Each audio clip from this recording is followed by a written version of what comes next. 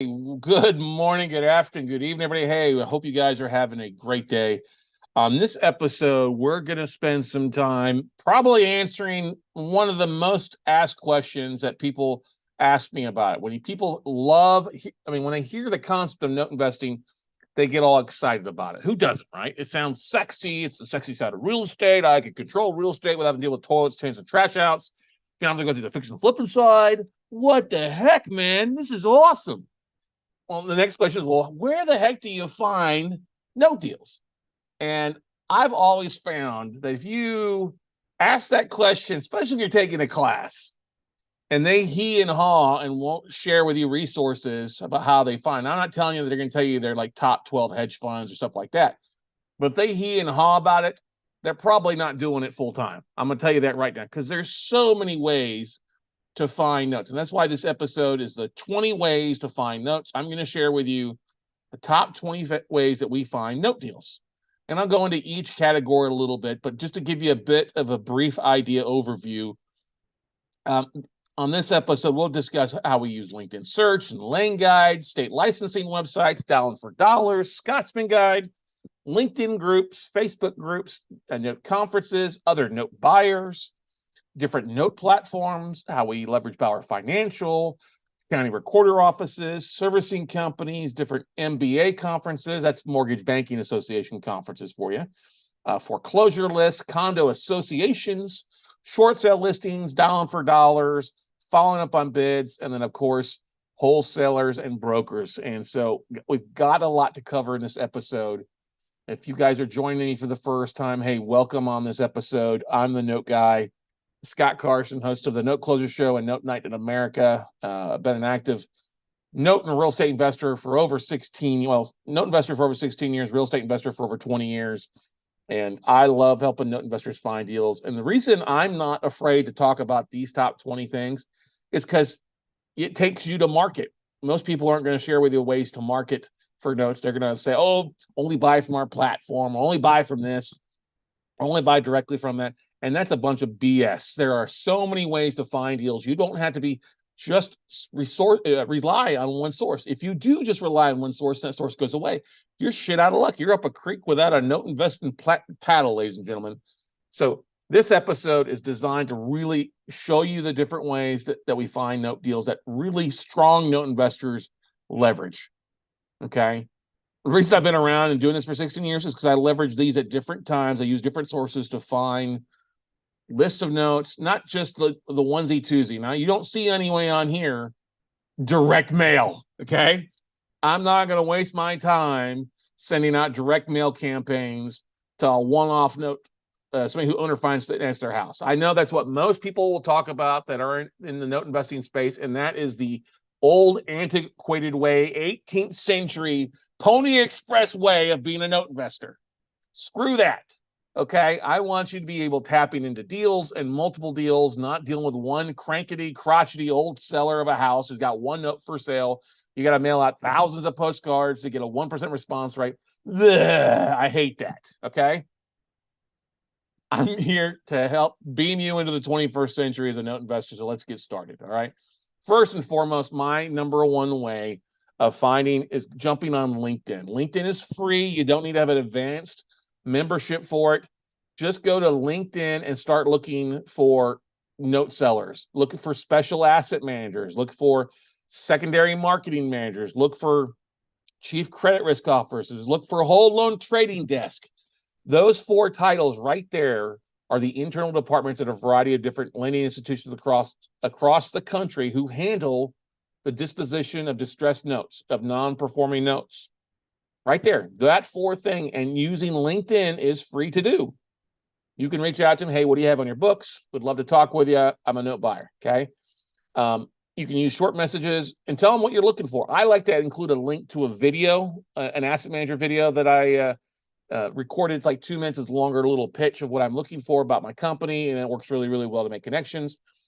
I can then go back and look at profile views. Who's been looking at my profile from different banks and asset managers, and often that leads to great resources. I use a service called octopuscrm.io. I'm not paid by them. I have an affiliate, but if you use that link, I don't get affiliate. Not really worried about it. But this helps automate daily connections to those different departments on LinkedIn. I can also search for other things like real estate investors, note investors. You can even narrow it down by city, state. Like if you live in Georgia and you want to connect with other note investors in Georgia, just search for note investors Georgia, change the location. Okay. But this is an easy way. We've been doing this since LinkedIn's been around, and it is one of the most effective ways to do it, to build direct connections with asset managers, banks. And here's the thing: 99.9% of note investors will not do this. And that's why they struggle. Okay. I don't want to live off of scraps, ladies and gentlemen, or crumbs. I want to get stuff direct. And this right here can make you $1 million if you put this thing into place just a little bit each day. 20 to 100 connections per day on LinkedIn, reaching out and just following up with them, posting on a drip marketing campaign, not mail, drip market posting, connecting with these asset managers. You will find deals. It is proven. All right. Do as I say and do as I do. And you will understand the voodoo that we do to find notes. All right. It's not rocket scientists. It's not some freaking Chinese arithmetic or anything, double calculus quantitations or rocket science. It's not that at all. It's pretty simple. Use LinkedIn and start reaching out. Okay. Number two, it's pretty easy. Some people like Lane Guide, other people dislike it. It's been around for a long time. It's back. And Lane Guide for over 40 years has tracked banks who've been bought and sold. They also provide a lot of internal numbers. Last time I checked, it's like $165 per year. Just need the online. The big thing with Lane Guide is if you log in, you can actually pull a list of REO asset managers, REO and note asset managers. Search in seconds. That's going to give you a list of about 500 to 600 asset managers. It's going to give you specific contact information by bank.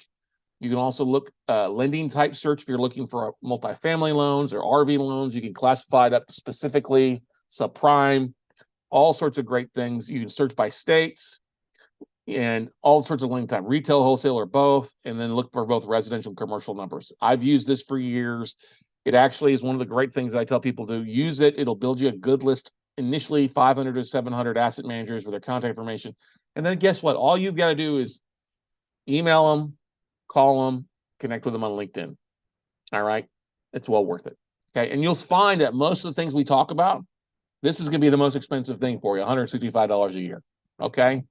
Who'd have thought? All right. You ain't got to pay somebody big thing. I mean, yes, if you want to sign up for coaching, I'll help you implement this stuff. But here's the thing: plenty of sources out there for you. Number three, this is a thing that I've used for years, a little bit different, and some of the states have changed up some of the things. But state licensing websites, every state has a different registration process for mortgage bankers or mortgage companies or banks to register at the state level. Now, some of them will just register on the national level. All right. But some states will still require them to register locally, like Texas. Texas requires mortgage bankers, mortgage companies to register, or even servicing companies to register at the state level.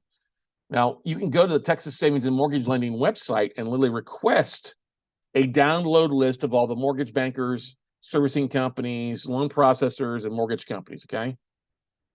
You can go to the National Mortgage Lending servicing website, but it's not going to allow you to do a lot of search. You can search for servicing companies there, and it'll pull about 190 servicing companies.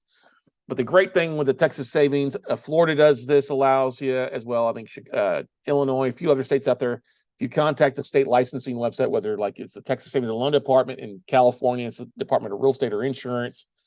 Florida, I think it's the Department of Insurance. Don't quote me on that one, but I'll give you an idea. Like I can download roughly, it's oh my God, it was 270 servicing companies, 890 mortgage bankers, and then a couple thousand loan officers. Texas is the fastest foreclosed, is banker friendly. But the great thing is not just people in Texas that it shows. It literally gives anybody that's an outside entity who's registered in Texas, they've got to register here to do loans. So you used to be able to download in minutes and start drip marketing too. Still pretty easy, but you've got to pick up the phone and call the license department, and then they'll email it to you.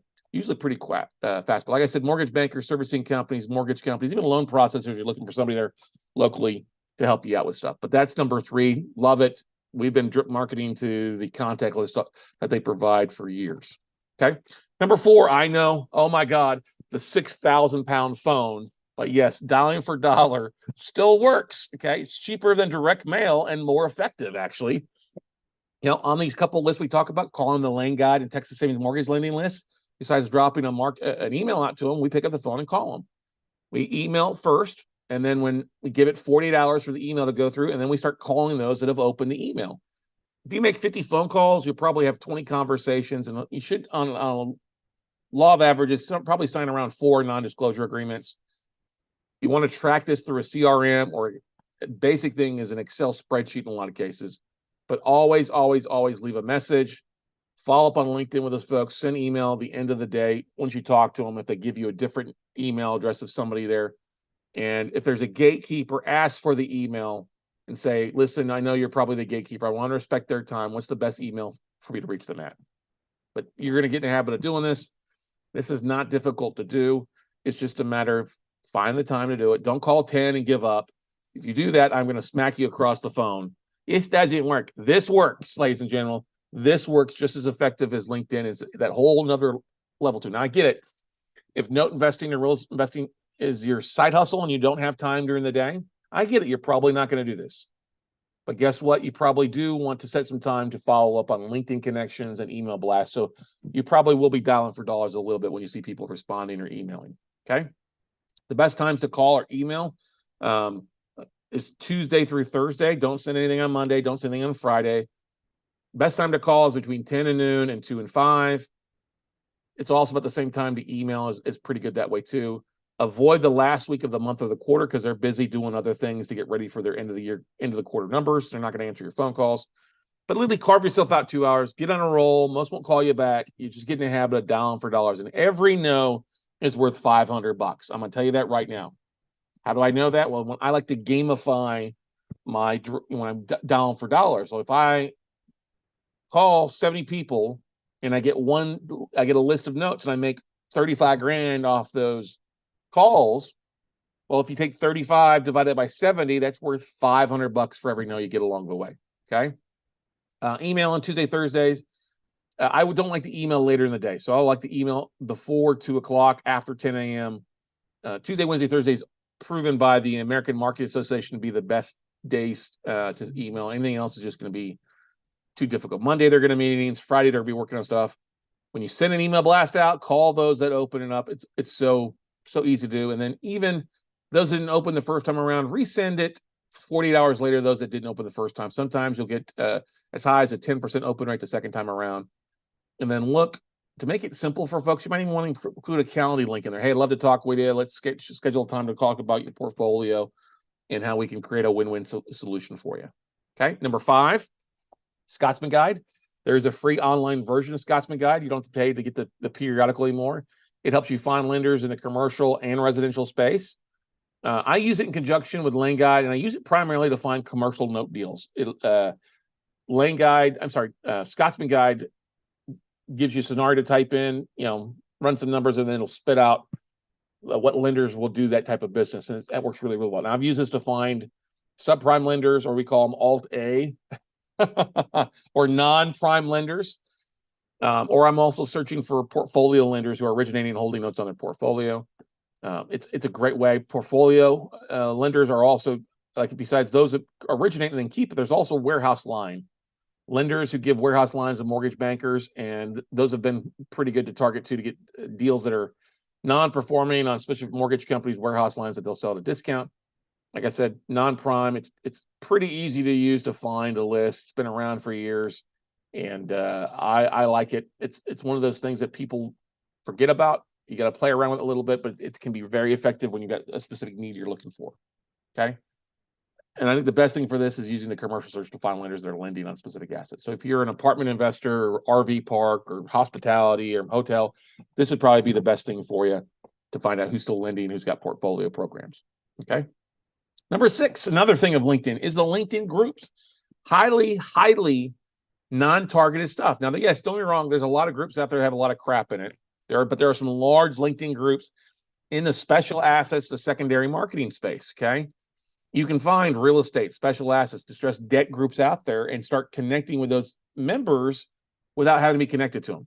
Okay. There's some groups with over 500,000 plus members out there. You're not going to connect with them all, but a good starting point is to start looking for individuals and see if you're in groups with them. And then find you a couple groups of these and post once or twice a week, something valuable. Don't just, one of the things that you can easily do is, hey, we buy notes. We're looking for notes, non-performing notes, or, whatever. Posting those groups will get you people to spend time looking at your case studies. You can post once on residential, once on commercial, market or asset classes, talk about what you're really looking for. Anything that you've closed on or bought, that's going to probably be a better way to prime the pump to get people to start paying attention to what you're doing and see that you're serious and doing it. But you've got to have a good LinkedIn profile. Don't have a LinkedIn profile that doesn't have any information at all, no photo, no background image. You want your LinkedIn to be a professional resume, because the first place people in the groups are going to look at, they're going to click on your profile and go look at what you're doing on your profile. Okay. Number 7 can be a bit of a dumpster fire, but there's still some opportunity with different Facebook groups. Okay. There are some large Facebook groups with different investors. In real estate, there are some smaller groups on the note investing side. That's okay. But look again, real estate, special asset, distressed debt groups out there. There are some large local plus large national and small groups that you can take a look at, like national RIAs and stuff like that. It's a great way to build lists, especially if you're looking in a regional area. You find and say, hey, I've got some notes available, and seeing people that literally jump in and start sharing. Oh, here's my email address, my phone number. I'm like, okay, thank you. Have my VA scrub that information, put it in our database. Okay. But same thing, if you find a group like that, post what you're looking for once a time. We buy notes, but keep it clean. I see people that post in there, you can't read it because they have so much crammed on the image. Just because an image looks good big on your entire screen doesn't mean it looks good small when it's crunched down to like a 3-inch by 3-inch image. Keep it simple, keep it clean so that people can rely on you. Okay. Same thing. Like we just talked about, the LinkedIn groups post once on residential, once on commercial, the types of asset classes. All right. I'll give you an example. One post last week alone resulted in 15 investors sending me deals, and I had 5 deals sent to me. I added 15 people, investors, to my database, and 5 potential deals sent to me. Just got to do it on a regular basis, ladies and gentlemen. This is not rocket science. Like I said, it's repeat, rinse and repeat, rinse and repeat, rinse and repeat to find success. And guess what? 99.9% of people aren't doing that. That's why they're not finding diddly out there. Okay. Number 8, conferences. And conferences are a little bit different. You can go to, there are industry conferences that you can attend. All right. There's Mortgage Banking Association conferences that you can go to. I don't necessarily want to pay the $800 to $1,500, but I will go hang out in the lobby or hang out in the bar. The state MBA often meets, like the first, just met recently in the May 2nd through the 4th here a few months back. You can go to mortgagebankingassociation.org for the different schedules of the big one that they have. There's a big one that usually meets in August, just met about a month ago. The Secondary Marketing Conference, or the Western Secondary Conference. That's a great one to virtually go to, hang out there if you can, if you're locally. There's a bunch of different debt servicing conferences you can go to. And then IMN.com has a variety of different events that take place across the country. Usually around March, they have done some stuff online, but they've done stuff in person too, where it's like the debt servicing or distressed assets classes. You can go there. And what's great about that is that they will literally give you the list of attendees. So like I said, a lot of times there's usually a list of attendees somewhere around like 324 in 2019. There was 586 in 2021. The virtual events, this is still good to go to and look at online because you can see the speakers. And then I like to contact the speakers on LinkedIn because they'll know who's handling those note sales in their division. Okay. So like IMN lists the company and job title of people that have attended their distressed debt stuff. And there was like 524 past names in the past, but not names, but listings of job titles and company. Okay. And so you can look down that list of registration. They will give you on the website for whole loan trading, special assets, portfolio managers. And then I give that list to my VA, and she goes over and pulls all information and finds those exact people, and we contact them directly. It's like shooting fish in a barrel, but there's plenty of asset managers that have stuff by just doing this one thing alone. You don't have to pay the $800 or $1,000 or the $2,000 you're going to pay by traveling to the event and then attending for 3 days to listen to crappy panels. Be smart, work smarter, not harder. Okay. Number 9. This sounds pretty simple and common sense, but you'd be surprised how few people ask other note buyers. Number 9. I love tracking note buyer case studies. Now, this is funny. When people start posting about the address they bought this property or they bought this note at such and such address, guess what I do? I will jump on the county records and the county clerk and look for that address, look who the previous owner was, see who the lender was, and then I'll look for an assignments. The assignment of mortgage to see who that note was bought from. Okay. And then I'll contact the seller directly on the assignment of mortgage. Not the new investor, but I'll buy who they bought it from, and it leads to often some really great deals of stuff. So, review the assignment chain. If it gives you a name, it's like the grantee, grantor, the mortgage or mortgage for, whoever the bank is, Google that lender. A lot of times it's going to be LLCs. And then just find out that contact. There's a phone number. Often you can find an email.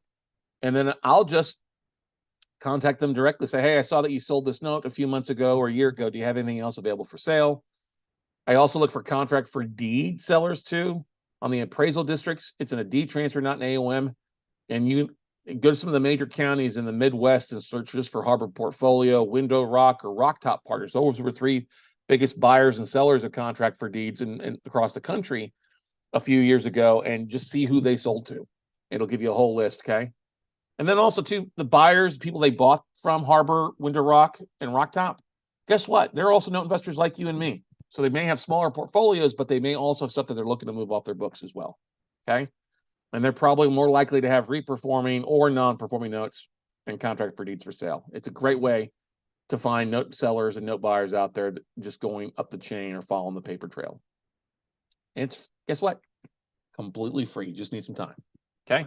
10, it's probably my least favorite out of the top 10, but I had to throw this in here because so many people are like, well, what about this? What about the note platforms you buy from? And there's a variety of them out there. Here's the thing. They don't all have a lot on there. They're going to have small lists. I mean, like the first one there, I think they had 136, maybe only 10 non-performing notes. They had some owner finance notes, but not a great thing, a big list. Okay. You be careful about number 2 on there because basically it's just all focused on what they're selling. Number 3 on the list here, just small. They don't update their list on a regular basis, and it's a lot of crap. Number 4 on there, you're going to see some stuff on a regular basis, but they're going to make you jump some hoops to get signed up for it. If you're looking to broker owner finance notes, you could go to finacusa.com, and they've got a really good owner finance brokering program to get you bids, which is pretty good. You can also go to sellprivate.mortgage. That's for owner finance notes. I've never sold anything through them, but there's another resource for you. Of course, there's another platform like debexpert.com. Never bought anything from them. It's very similar to what number 1, number 2 will have. Pre-REO is a source as well. You can take a look at, but there's a lot of junk on there, and there's not anything on there you're probably going to get back. Reperforming, it's all foreclosure and not very clean collateral files from what we found. So those are some of the topper platforms for you to take a look at.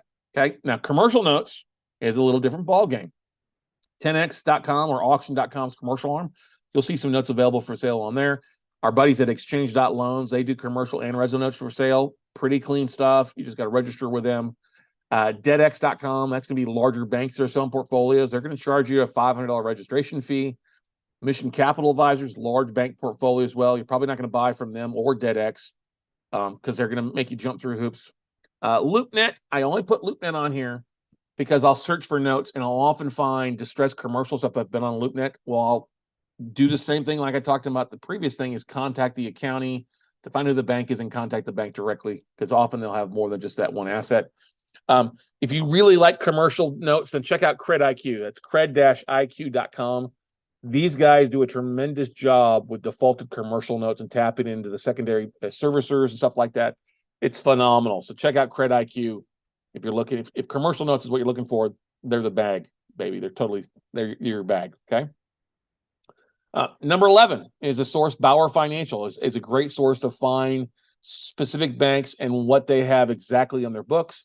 It's a Bauer Financial is a third-party rating system for banks and credit unions. I don't target the credit union side. I just target the banks. They will basically evaluate the quarterly reports that bank file with the FDIC, and then you can actually purchase quarterly reports. I'll purchase a spreadsheet from them once a quarter of the banks that have at least 5 branches or greater, and it tells me literally on my customized report what percentage of those banks' portfolios in default, what kind of ranking they were last quarter, did they lose stars? They go from a 5-star to a 4-star this quarter. what percentage of their portfolios in default, what's in 30 to 89 days late, what part of their residential commercial, what part of their commercial portfolios in default, even multifamily into it, okay? But with the banks that have 5 branches, it's literally about 1,100 institutions, okay? And it is just a lot of valuable information to help you target, well, I need to contact that bank. I need to contact that bank and see what they have. And that's just a numbers game as well, okay? But BauerFinancial.com, if you Google it, it'll take you there. And I think the quarterly report is like $330 to $400 a quarter. It's not expensive and well worth it. Usually comes out, the newest report usually comes out by the middle of the month. So if you're waiting for the end of the end of third quarter, will be out by the 17th of the following month, okay? And it will give you the bank CEO names. So if you want to jump on LinkedIn, you can do that. Right? Probably not going to connect with them. It gives you a general phone number, which is their customer service number. Don't waste your time there. I would literally use Bauer Financial and Lane Guide in unison to find the internal numbers and the back office numbers, okay? Like I said, we identify the banks with the bad debt off there.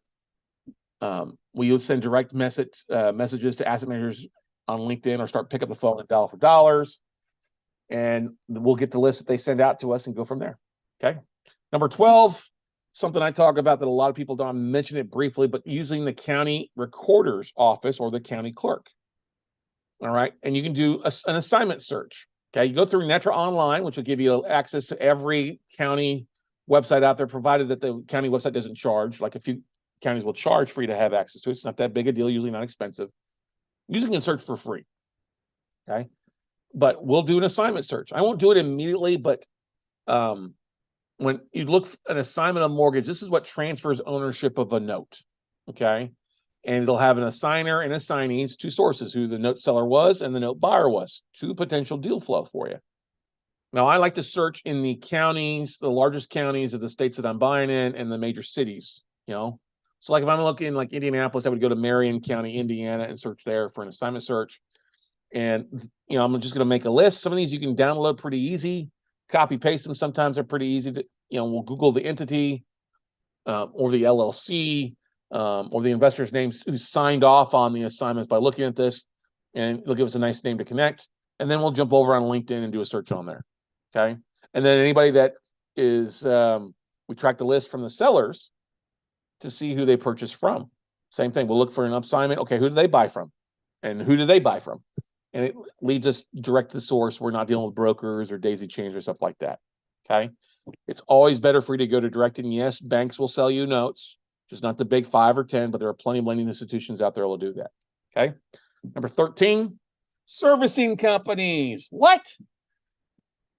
A lot of servicing companies have a investor data or sale portal, or they've got a trader who's there just to help them move. Sometimes it's the person who's handling the servicing company, but it's a smaller servicing company.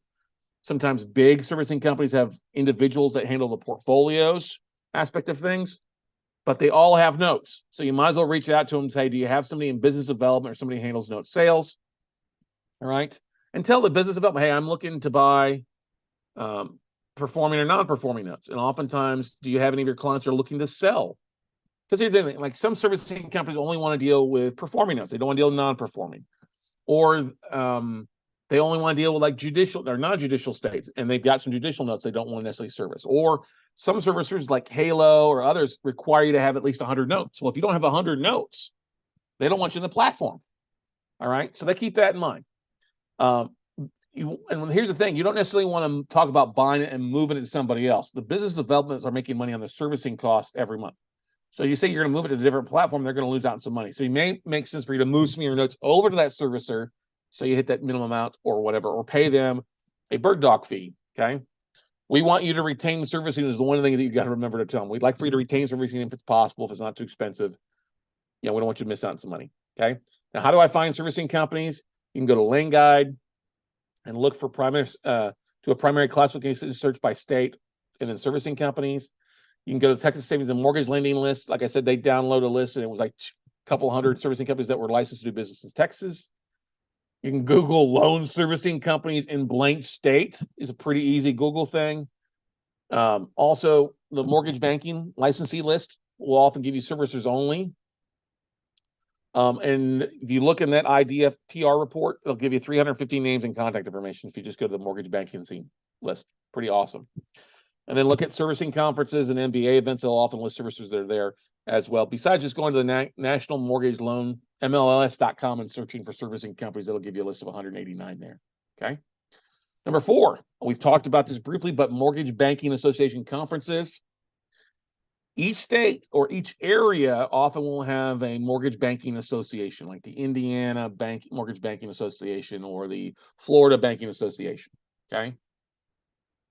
Many are different. Okay. This will be different from pulling a Texas Savings and Mortgage Banking Lending list that I talked about pulling. Okay. All right. We like to target membership lists because oftentimes they'll say, hey, here's a list of members. You can search our list of members. And if I do through that list, I'll look for bankers, servicers, or you'll even find vendors that work with servicing companies. Okay. If you go to their website for that, they'll often list contact information, people to talk to, business development, or other things like that too. Who's the chief credit risk officer, who's a whole loan trader. So looking at the mortgage banking conferences to find attendees, and then websites to back kind of, I call it the backdoor aspect of finding people. Okay. Texas MBA and the National MBA, the Texas Mortgage Bankers Association has over 500 members as we speak. If you use the vendor marketplace on the Mortgage Banking Association and look for note servicers, sellers, and workouts, that's a great way to do that. And they'll give you can contact them people directly on LinkedIn. And here's the thing, LinkedIn, Lane Guide, Bauer Financial, whatever you're using, you have to remember to follow up. 80% of sales are made after the 5th contact. So you're not going to just send them once and then suddenly get a list sent to you. You've just got to usually follow up with these people. Okay. Now, 15 is something that many people are already used to using to find distressed deals. But that's foreclosure lists. Okay. They're a great way to find non-performing notes because guess what? It's a non-performing note that's getting foreclosed on. When we get these lists in a specific county, like I'll pull a list every once in a while for like Harris County, which is Houston, Bexar County, or Bexar County, as people would say if they're not from Texas, for San Antonio. We'll narrow down that list. We'll first organize it by bank or the lender. We'll get rid of like the Chases, the Cities, the Wells Fargos, and focus on the smaller banks or the smaller size banks.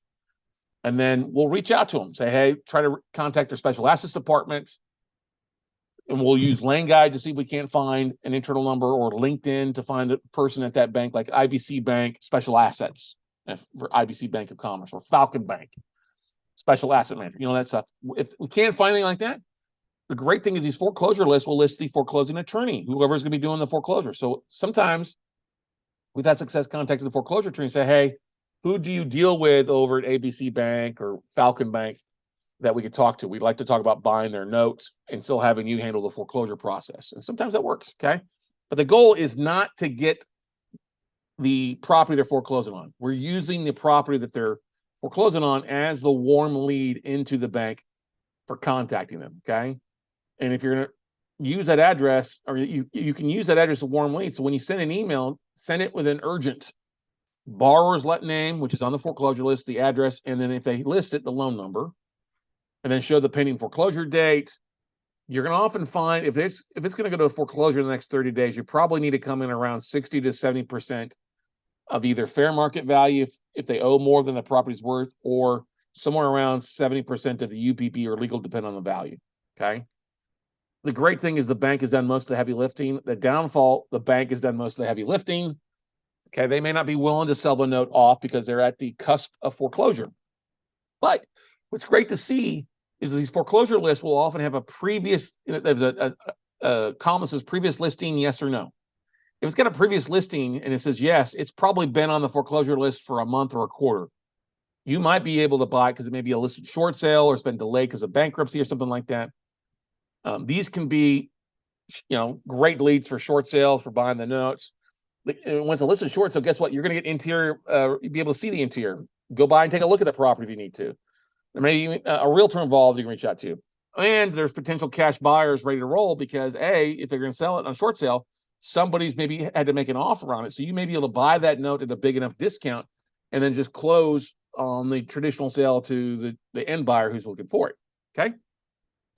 Number 16 is one that's probably a little bit more so like Vegas, Florida, or Colorado. And this is how we do is we target condo associations. Okay.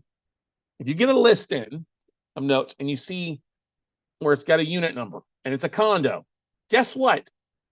You may find more. All right.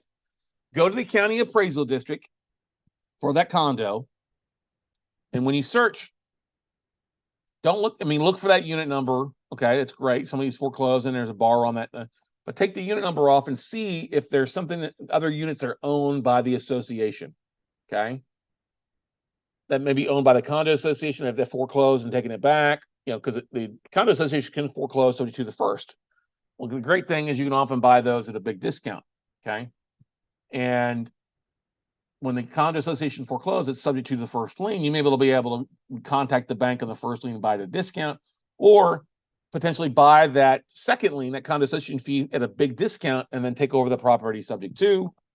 You're going to have to review the underlying lender to see how far they are along in foreclosure. Sometimes it's a major bank like Chase, Citi, Wells Fargo. You buy that second lien, the condo association, you may be able to cash flow for 3 or 4 years or before they ever get around to foreclosing, or you can make up the arrearages and go from there. They're usually pretty clean assets, and they may even already have potential tenants in place because the condo association has turned around and rented them out, trying to recoup their fees. Okay. When I see this, I'll contact the condo association. They'll usually put me in touch with the attorney and handle the foreclosure, and we go from there. And this has worked very well. We've used this in Texas, and like I said, Florida. Vegas has got a little bit different now since their safe harbor laws have changed, and many of the banks are tracking condo association fees and paying taxes to avoid tax foreclosure. Okay. But like I said, Florida's great. Safe harbor actually will eliminate a lot of the big condo owner association fees on there like that. So when you buy a note, if you're buying the first lien and foreclose, it's going to wipe out the big lien. You can go to sunshinelist.com. This will allow for you to buy a list of condo association management, stuff like that, by county level. And then one of the things we've done in the past is actually when we buy that list in a specific county, it gives us the board members with their contact information. We'll do a drip marketing campaign out to the president or the vice president in specific counties. Hey, do you have any any condos or any members that aren't paying their HOAs or getting ready to foreclose on, or any condos you're going to take back?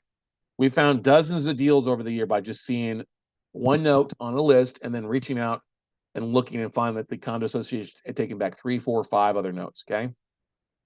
We've even taken condos back by paying the liens and then running the condo for cash flow for a few years. Okay.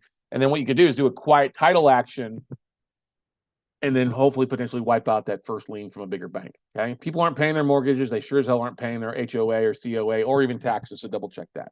Okay. Number 17, short sale listings. I know short sales are making a comeback with everything being like it is. This is great. They can be great money making deals if the bank will sell you the note. It's all depending on who the lender is. Okay. The thing you got to keep in mind, if it's a short sale listing, you've got to borrow ready to walk away with not making anything. Into your access and views, you hopefully online through their listings. Oftentimes there's already a cash buyer waiting in the wings for the bank to accept the negotiation or go through the negotiation. The bank's already taking it short already. And oftentimes, here's the great thing. The loss mitigation department doesn't communicate with the special assets department most of the time. So there's been many times that there was a short sale in place. They were going through the process that we were able to buy the note cheaper than what the bank had negotiated on the short sale because we were able to close faster than how this thing was dragging out. Okay. It's going to work well when you have long average days on market. And we've seen that increase with interest rates going up. It's not going to work so well when they're short, like less than 30 days on the market. It's just not going to play well. But if something's been listed for 6 months or dragging out because of foreclosure, that's a better state to look at. Okay. And that's why when things drag out, it's motivation for the bank to sell the note versus going through the foreclosure process. And literally you can put yourself between the bank and an end buyer for money. So you technically buy the note, become the bank. The seller's got a realtor who's already got a buyer for it. And we've made some really great deals happen. So how do I find them? If you've got a realtor, it's pretty easy to do this. Have them create custom notices, searches for short sales or third-party approval required listings on the MLS, and then sort it by the longest days on the MLS, and then look by the lender and bank.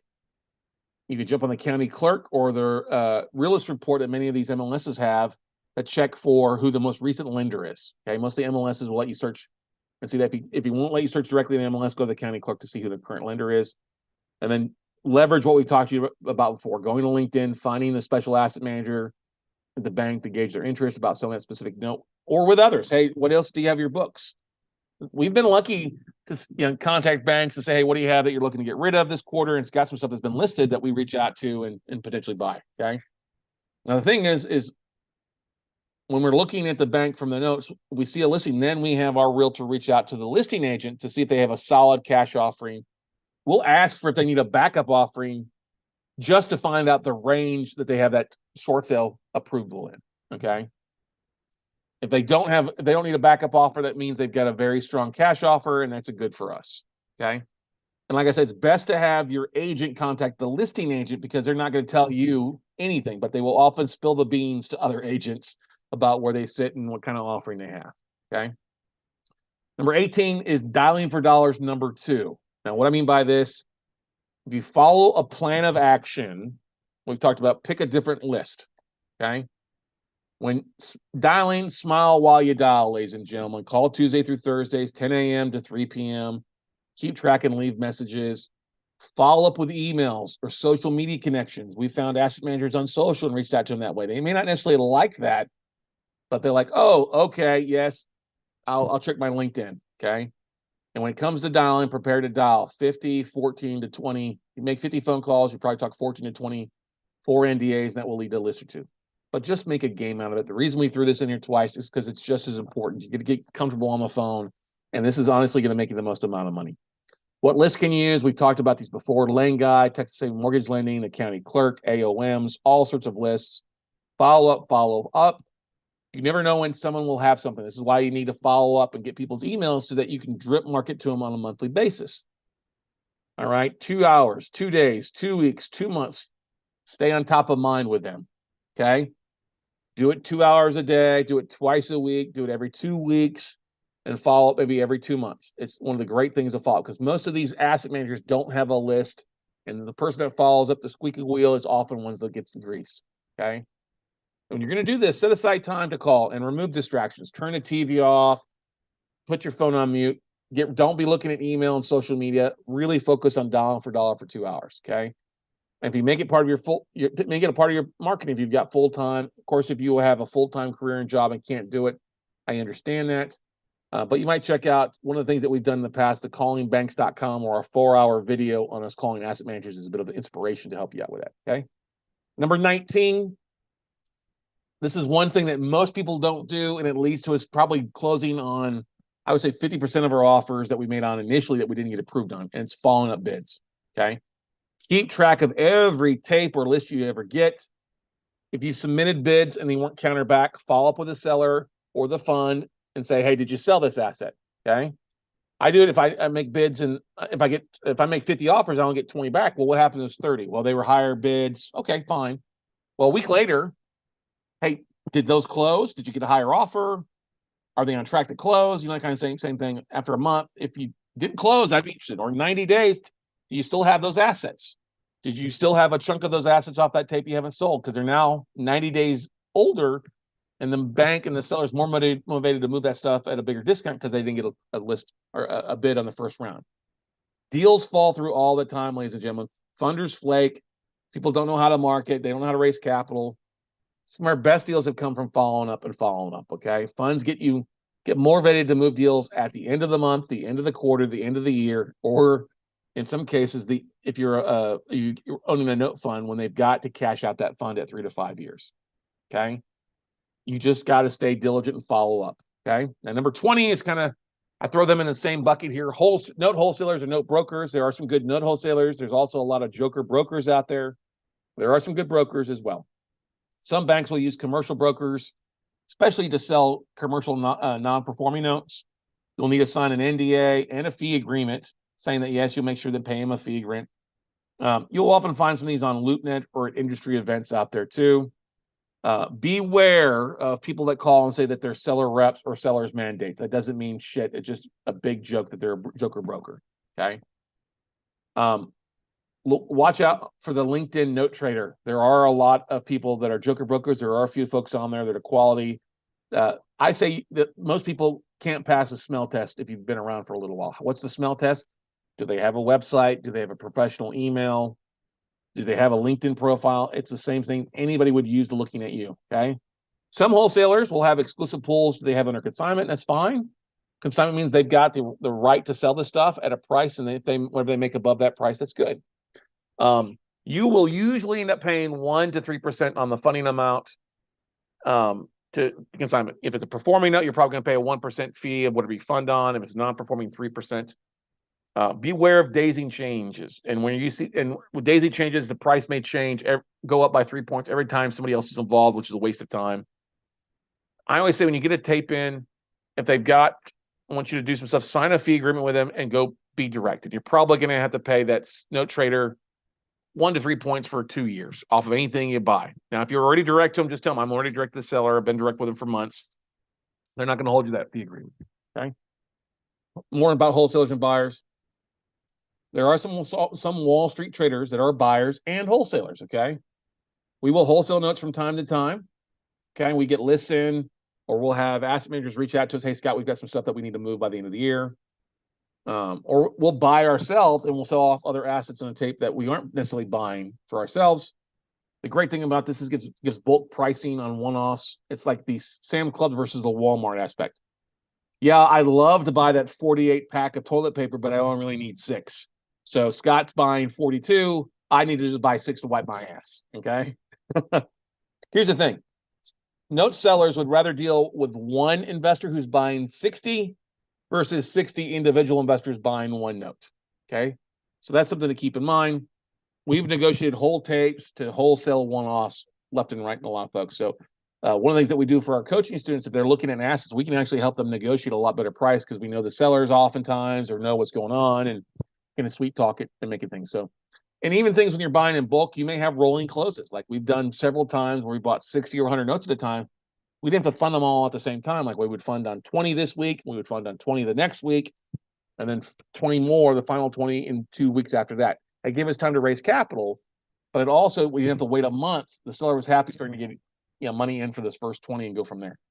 Or we've also used non-exclusive option agreements to tie up a portfolio for a period of time to market it and then make money off whatever we sold. Whatever we didn't sold, we gave back to the seller. Okay. You got to avoid the joker brokers. If you suddenly get people asking for LOIs, letter of intents, and proof of funds before they're ever going to send you a list of notes, that's a joker broker. If they, one of the questions they ask, I like to say is, who they sold before? References. Who have you sold to before? Okay. Good wholesalers and brokers will ask you for what you are looking for. What are you looking for? I may have something. Okay. I'm looking for Georgia, Florida, first liens, this value to that. Okay. Avoid the mass email joker brokers. This happen. You'll start to recognize them. They'll have similar looking tapes or the format that you've seen from other people. When you get a spreadsheet in from a seller, when you go to save it, most Excels will allow you to look at the info. If you look at the info of that spreadsheet, it'll tell you who the creator is and the last update is. If the creator is not the person to get the note from, or the date is like more than 90 days old, you're dealing with a joker broker. Okay. It's definitely a joker broker. All right. Now, here's the thing, too. Many asset managers I've never had a bank send me a sanitized list where they don't give me the address.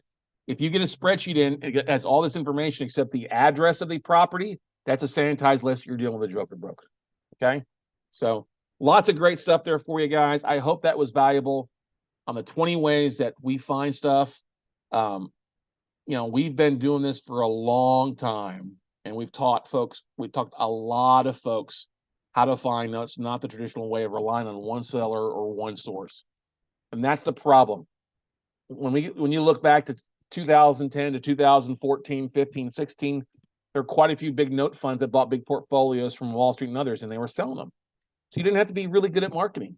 You could go to a few note conferences and find a seller too, and they would provide stuff. And that we were even like that too. When I look at it, when I think back, when I started off, it was like 90% of the notes that we came from bank direct. Came from us buying directly from banks, hedge funds ourselves, and they would send us stuff. Okay. 10% came from like platforms. Well, that changed. It became 50-50, and then it even became 75 from platforms and 25 from direct. And then what happened? A lot of those platforms dried up, or those companies went out of business because they couldn't buy anything, and we had to go back to our marketing techniques. So that's why I share this with you. There's folks out there that are teaching note investing that are not going to share with you those ways. They're going to share with one way where you can buy direct from them, and that's it. If you go outside of their path or out their sources, they're not going to deal with you, or they're not going to help you. That's not the way I work. And that's not what I believe. So I encourage you guys, check that out. If you enjoyed this, make sure you check out the Note Closers show or Note Night in America episodes on our Different Way, the podcast. And then, of course, always, we do have an upcoming class in the next couple of weeks. If you go to notebuyingfordummies.com, that's notebuyingfordummies.com. I believe it's December 13th, 14th, and 15th. It's usually $9.97, but we're running a special sale to the end of the year at $4.95. If you're watching this after that class, go back to Note Buying for Dummies. It should list when the next class is, which will probably be in February of 2024. And that should actually be in person here in Austin, Texas. So anyway, guys, encourage you. If you have questions, you enjoyed this, I'd love to hear from you. Feel free to reach out to me and book a call with me going to talkwithscottcarson.com. That's talkwithscottcarson.com. I'm here to help assist you. There's plenty of deal opportunities, plenty of deal flow. You don't have to do all 20, but guess what? It's good to be knowledgeable in all 20 ways. And there's more ways that I didn't cover on this, but these are the top 20 ways that we find note deals in 2023 and beyond.